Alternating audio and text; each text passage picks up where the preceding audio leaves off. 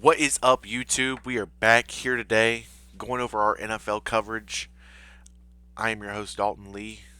This is the Fumble Pod. If you're new around here, we cover NFL and college football. We did our college football yesterday.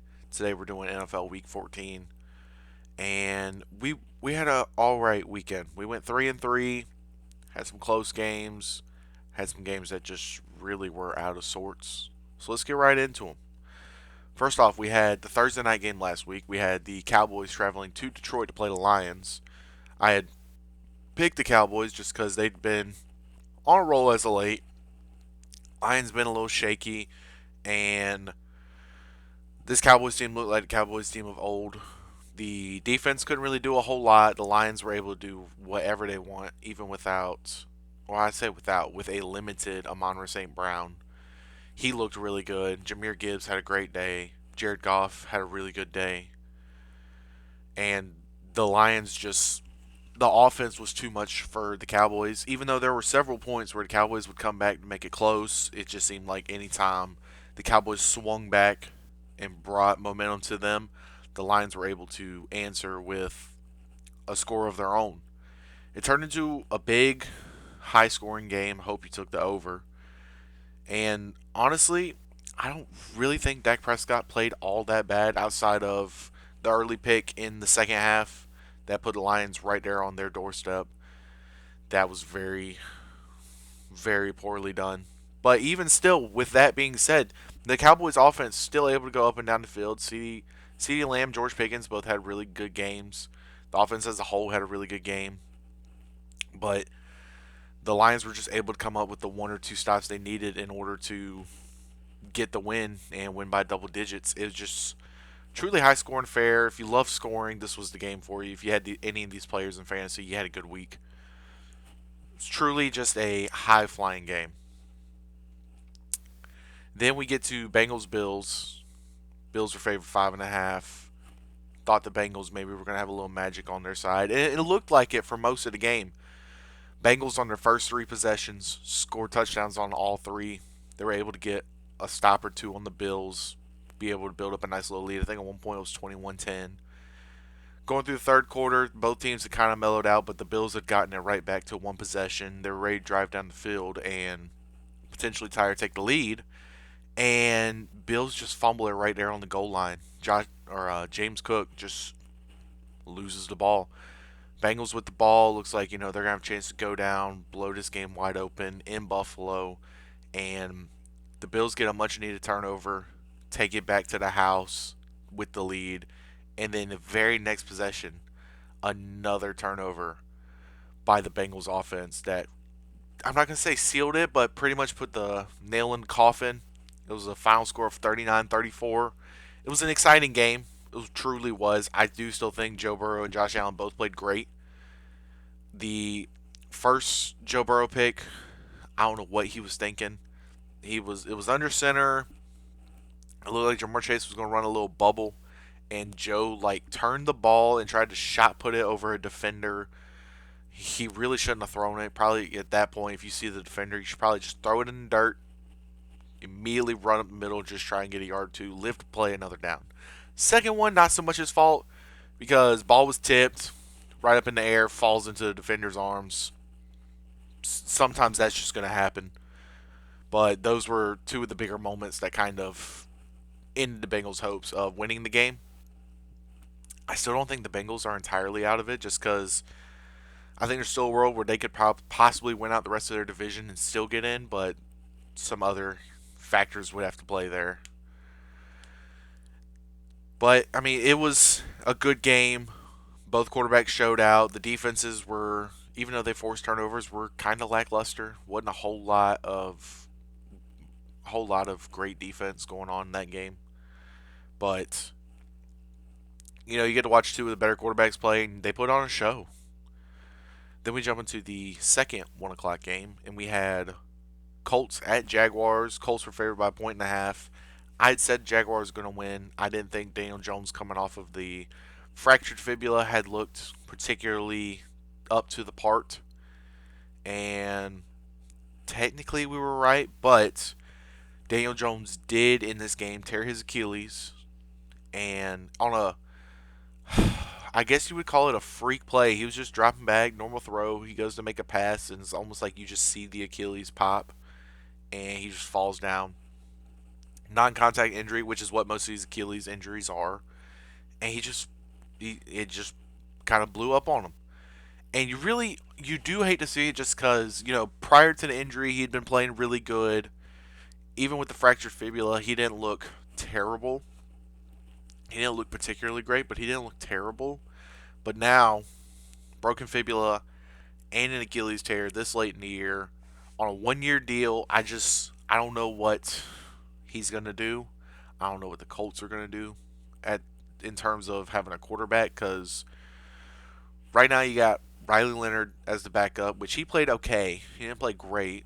Anthony Richardson's also on IR. There were reports that they worked out Philip Rivers, 44 years old. I don't know what is going on in Indianapolis, but needless to say, really before even Daniel Jones' injury, the Jags were in pretty good control of this game. Trevor Lawrence had a solid day. Trevor Etienne had a monster day, had 2 touchdowns. The Jags just took complete control of this game and ran with it. I didn't realize that the Colts haven't won in Jacksonville since I think 2012, 2013.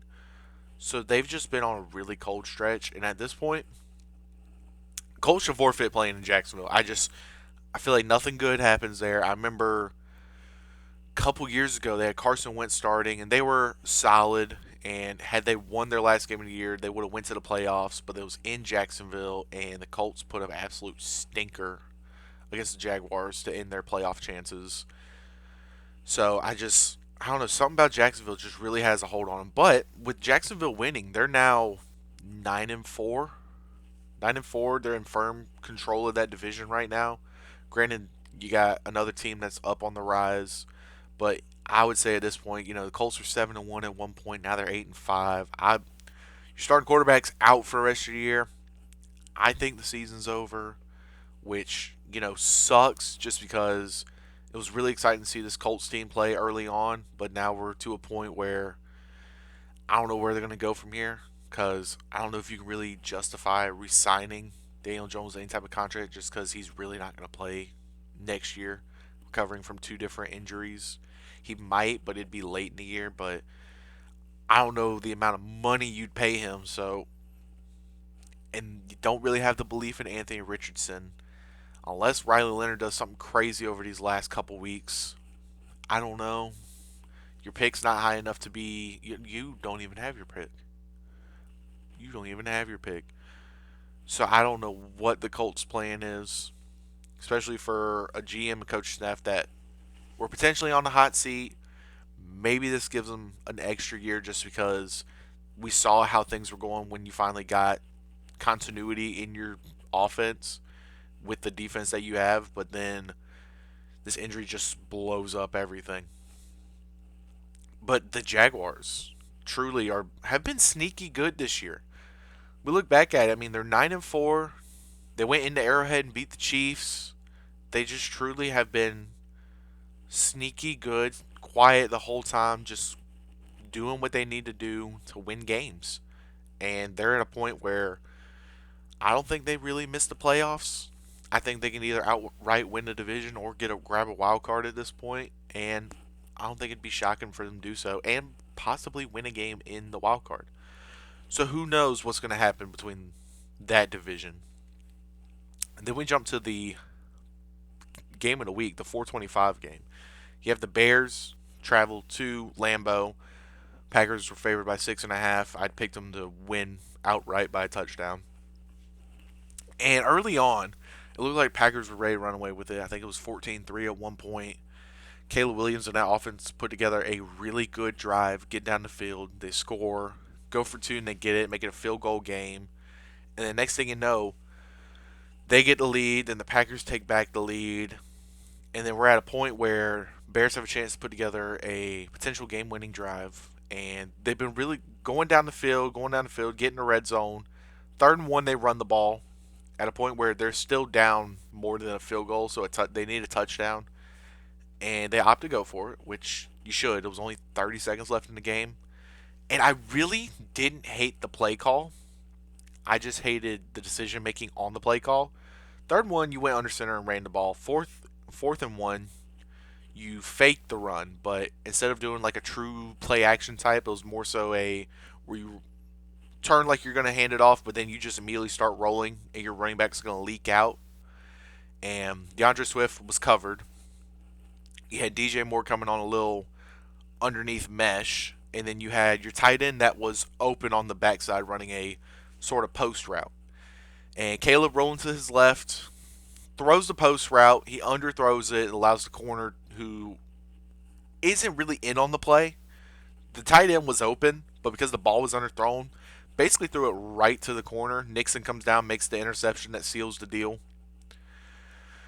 The only reason I don't hate the play call, I hate the execution is because A, if I'm gonna roll my quarterback out, a right-handed quarterback, I don't want to roll him left.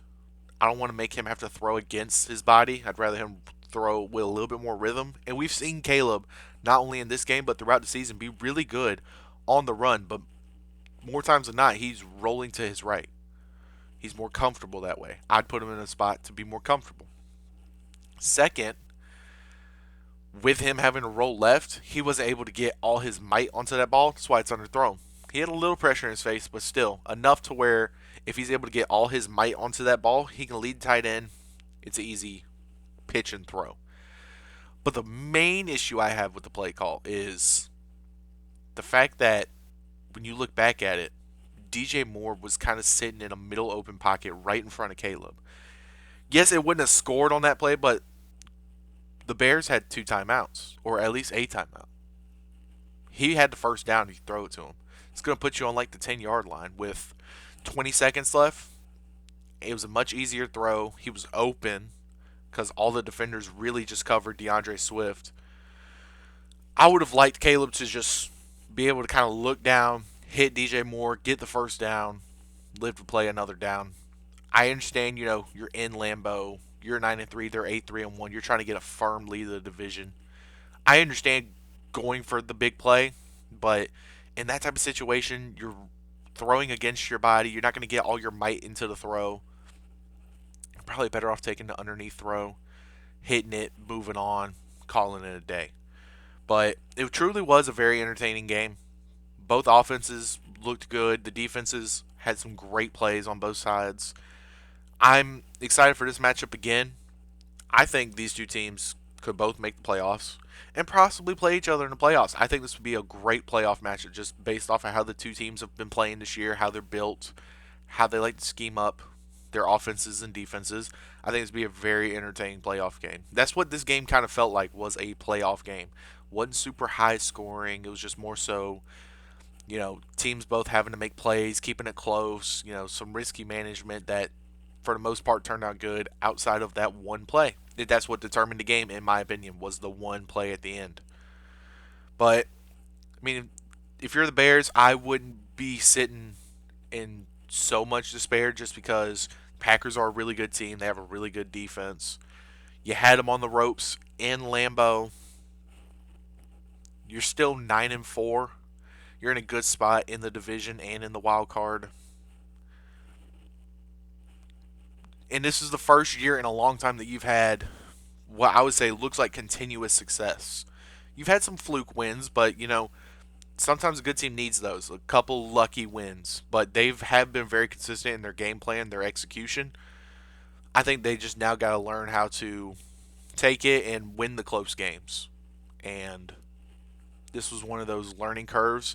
I wouldn't be surprised if they get into a similar situation and they're able to execute. Maybe slightly better game plan or maybe a better read by the quarterback. But all in all, it was a great game. I think both teams played really good. I mean, Jordan Love had a really good game. I remember one throw.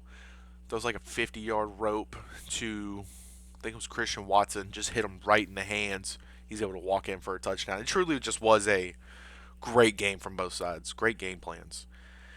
Then we jump into the Sunday night football matchup, and it was Texans Chiefs in Kansas City. Kansas City was favored 3.5, and I took the Texans to win 21-17.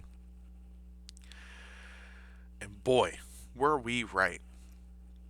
My biggest issue going into this game was how is this Chiefs offensive line going to hold up against this defensive line? And for the first half of that game, that was the main issue. Chiefs offensive line was banged up. First play of the game, the backup left tackle that's playing for Simmons, because Simmons is out for the rest of the year, immediately gets hurt. He's out the rest of the game. And then you had a couple other players on the offensive line get hurt, and Will Anderson, Daniil Hunter, the D tackles had field days on Patrick Mahomes. We've seen this blueprint now executed several times against the Chiefs, not only this year, but just throughout the years since Patrick Mahomes has come into the league. If you can get pressure on Mahomes and force him to have to make throws while running backwards, that is where you have success. That's where you get underthrown balls, poor decisions. He's trying to play Superman, and that's where you get your turnovers. He threw 3 interceptions on the day. I can't tell you the last time, if ever, we've seen Patrick Mahomes throw 3 interceptions in a game. And he just looked all kinds of out of sorts. The offense couldn't really get much of a rhythm. They were able to put together one or two good drives to be able to get 10 points, but it's weird to say that we watched CJ Stroud outplay Patrick Mahomes. And Stroud didn't even have a particularly great day. He had a great first half. I think in the first half he was like 12 for 18, 120, 130 yards, had a touchdown. He looked really good. Second half he cooled off. I think he only had 5 or 6 more completions the rest of the day. But I would still say he had a better game. He had 1 touchdown, 1 pick. Mahomes had 0 touchdowns, 3 picks. It was just the sheer fact the Texans had the better defense and was able to execute and make the other quarterback more uncomfortable. And the Texans were able to run the ball quite a bit. They ran the ball better than the Chiefs, and that, in my opinion, were the two biggest factors in this game: Texas defense and Texans run game. Texans have been climbing their way back up in the division. I think now they're 8-5, where at one point they were below 500. They're starting to get into a rhythm. Again, if you can have the first half CJ Stroud for most of these games, the Texans are going to be in a good spot. They got the playmakers, they got the defense. It's just a matter of, can you get that type of CJ Stroud performance week in and week out? If they can, I think they got hopes of a good future. But again, you gotta have some consistency going on. Chiefs, they are now 6-7, and from the reports, they can't win the division. So there's going to be a new division winner in the AFC West, whether it's potentially the Chargers or the favorite, the Broncos, who are 11-2. So that's one path closed for the Chiefs to get to the playoffs. So now they almost have to win out and hope they get a wild card spot, which is still possible. They win out, they're 10-7. I would say that'd be a good enough record to get into the postseason, as long as there's no tiebreakers with any teams they may have already played. If it gets to a point where I think it's a tiebreaker between, say, the Jaguars and Chiefs, obviously it's going to Jags. They win the head-to-head matchup. So, Chiefs got a lot of uphill climbing to do to be able to get into the postseason. But it's going to be interesting how the rest of both of these team seasons go, especially now that we're in December. Got 4 games left. Excited to see how it all is going to go for these two. And then we get to Monday Night Football. The Eagles traveling to LA to play the Chargers. Eagles were a 2.5 point favorite in this game. And I thought the Eagles were going to win by field goal, just because I didn't know how Justin Herbert was going to look after he had surgery on his left hand.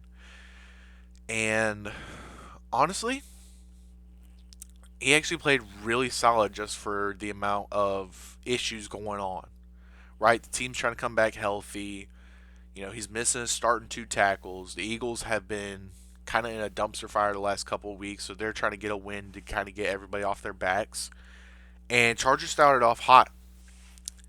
They were up 10-3, and all the Eagles could really get in the first half were a couple field goals. And then late third, early fourth, the Eagles were finally able to get a touchdown just to tie things all at 16 apiece. Then they exchange field goals. We go to overtime. The Chargers are able to get a field goal to go up 22-19. And Eagles start putting together a nice little drive.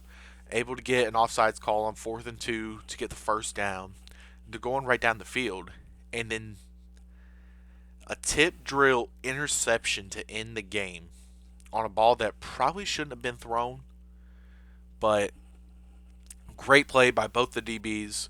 First, I can't even remember the DBs that got the plays because one of them I think was Tony Jefferson came down with the interception. I don't even remember the DB that swatted it to even give Tony Jefferson a chance to come back and get it. Just because the Chargers have so many people playing in the secondary, I don't know their names, but guess what? They're playing pretty good. They're playing pretty good. So the Chargers win 22-19, but I do think the biggest story in this game is just how bad Jalen Hurts also played. Jalen Hurts, I think the one touchdown was a rushing touchdown. Pull up my notes here.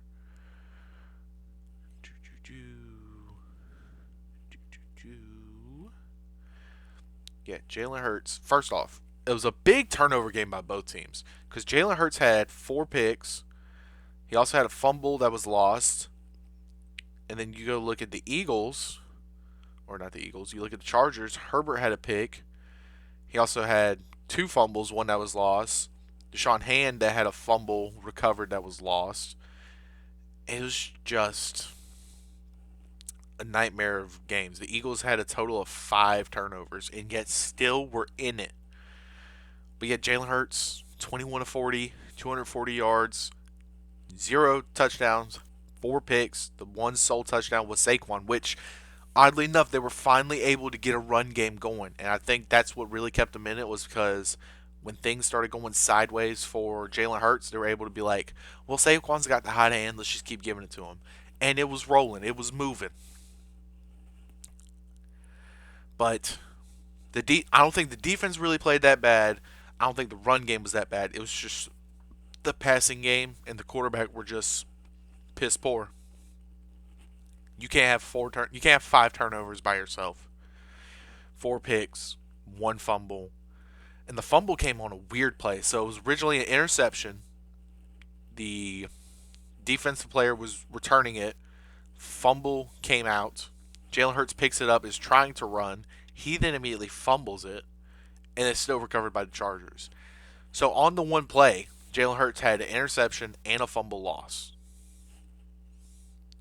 I mean, it was the weirdest, flukiest game of the year. But the Chargers were just able to make 1 or 2 more plays. I do truly think the difference was just the fact that Justin Herbert did did less. Justin Herbert was able to do less in order to do more, if that makes sense. Basically, what I'm trying to say is they didn't have to rely on him to sling the ball and put the ball in harm's way as much as Jalen Hurts. I mean, the more you throw the ball, the more likely you are to turn it over. Jalen Hurts had 5 of them. Justin Herbert just had 2.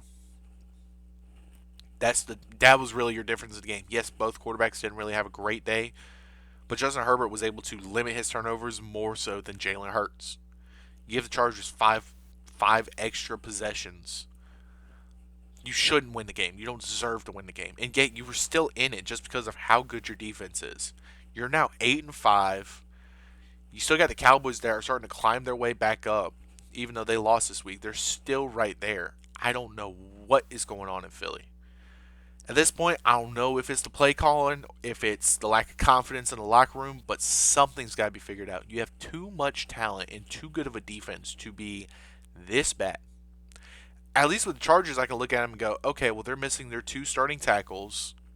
The quarterback has a broken left hand. I can at least look at them and be like, if they're not great, I understand. The Eagles, yeah, you've had a player missing here and there, but for the most part, you've been pretty healthy. You've pretty much almost had the same team you had last year, and yet you're nowhere close to that. If you were 60% of what you were last year, you'd still be really good. I wouldn't even say they're close to that. I would say they're more like 35% of where they were last year. They have some weeks where they look just like they did last year, and, you know, it's like, okay, maybe they're back. And then you have these weak stretches where it's like, what are we doing right now? So I don't know what to make of this Eagles team. I don't have a whole lot of faith in them. Even with how a lot of the teams in the NFC are operating right now, I don't have faith in the Eagles. If I were to put any faith in the NFC teams, it'd probably be either Packers or Bears or the Rams possibly the Lions, or the Seahawks. That'd be your pinnacle NFC teams. Which, looking at the Eagles on paper, they should be phenomenal. But I don't know. Sometimes there's just things going on that we don't know about. But that is all I got for you this week. Hope you enjoyed. If you're new around here, subscribe, hit the notifications button, let you know when we're posting more content. If you've been around for a minute, like the video, share with some friends, leave a comment down below. Let me know if your team won this week, and if not, tell me why you think they didn't win. I'm trying to get down there, mingle with all the peoples. I'm gonna have my predictions video for NFL this week. I'm not going to really touch on any more college this week because those games aren't until next week. So I'll touch on the college predictions next week. But until next time, deuces.